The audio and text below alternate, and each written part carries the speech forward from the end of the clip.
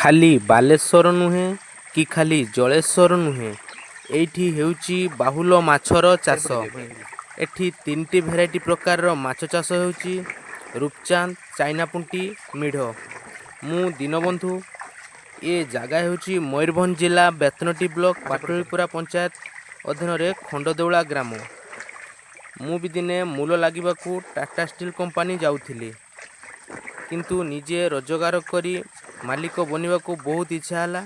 ନିଜେ କିଛି କାମ କରି ନିଜକୁ ଦେଖାଇବାକୁ ବହୁତ ଇଚ୍ଛା ହେଲା। ତ ନିଜେ କାମ କରି ମାନେ ଅନ୍ୟକୁ କିଛି ରୋଜଗାରକ୍ଷମ କରାଇବାକୁ ବହୁତ ଇଚ୍ଛା ଶକ୍ତି ଥିଲା। ତ ମୁଁ ନିଜେ ରୋଜଗାର କଲି, ଆତ୍ମନିର୍ଭରଶୀଳ ହେଲି, ଆଉ 2 ଜଣଙ୍କୁ ରୋଜଗାରକ୍ଷମ କରାଇଲି।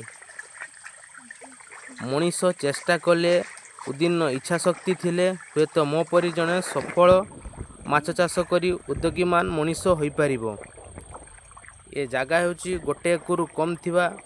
ମୁଁ ଲିଜ୍ ନେଲି ପୋଖରୀ, ଆଉ ତା ଭିତରେ ବାହୁଲ ଚାଷ କରିଛି, ଆଉ ରୂପଚାନ୍ଦ ଯେଉଁଟାକୁ ରୂପଚାନ୍ଦ କୁହାଯାଏ, ଆଉ ପଙ୍ଗାସ କିଛି ଛାଡ଼ିଛି, ଚାଇନାପୁଣ୍ଟି ଛାଡ଼ିଛି, ଆଉ ମିଢ଼ ଅଳ୍ପ ଛାଡ଼ିଛି।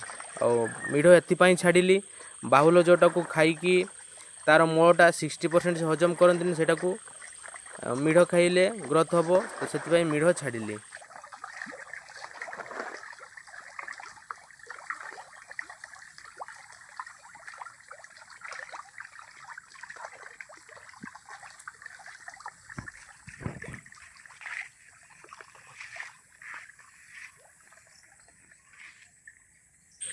ଗୋଟେ ଘର କଲେ, ଘରରେ ଆମେ ସେଠି ଜଗୁ, ଦିନ ରାତି 24 ଘଣ୍ଟା।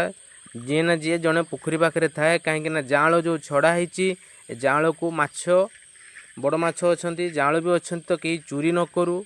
ଆଉ ପାଣିକୁଆ ଆଉ ଅନ୍ୟାନ୍ୟ କିଛି ପକ୍ଷୀ କେହି ନ ଖାଆନ୍ତି, ତ ନଷ୍ଟ କରିଦେବେ। ମାଛ ଜାଆଁଳ ନେଲା ମାନେ ଖାଇଦେବେ, ନଷ୍ଟ ହେଇଯିବ।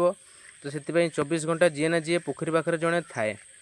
ତ ଇଏ ପାଣିକି ପ୍ଲାଣ୍ଟନ୍ ରଖାହେଉଛି, ପ୍ଲାଣ୍ଟନ୍ ସବୁବେଳେ ପ୍ଲାଣ୍ଟନ୍ କରାଯାଏ ପାଣିକି।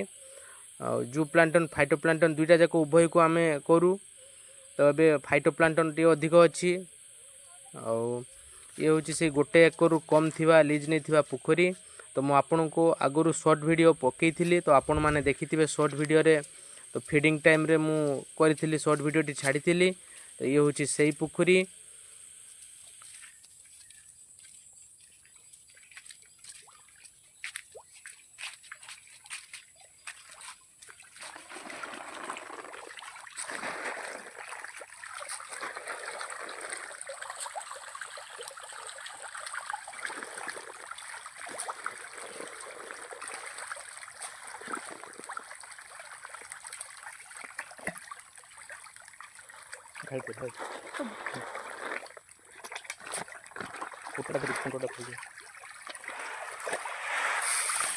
ଏ ଫ୍ଲୋଟିଂ ଫିଡ୍ ଭସା ଦାନା ଦିଆଯାଉଛି। ତ ଭସା ଦାନା କେମିତି ଫାଷ୍ଟ ମାଛ ଖାଉଛନ୍ତି ଆପଣମାନେ ଦେଖନ୍ତୁ। ତ ଦାନା ପକାଇଲା ମାତ୍ରେ ହିଁ ଖାଦ୍ୟ ସାଙ୍ଗେ ଧରୁଛନ୍ତି ମାଛ।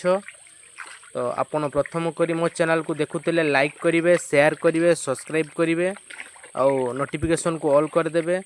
ତ ଜୟ ଜଗନ୍ନାଥ। ये जो लाल कलर माछ खाऊँच ये पुराना किसी रही अमूल क्राफ्ट साइपोनास अल्प मात्रा के अच्छा। तो रही जय जगन्नाथ।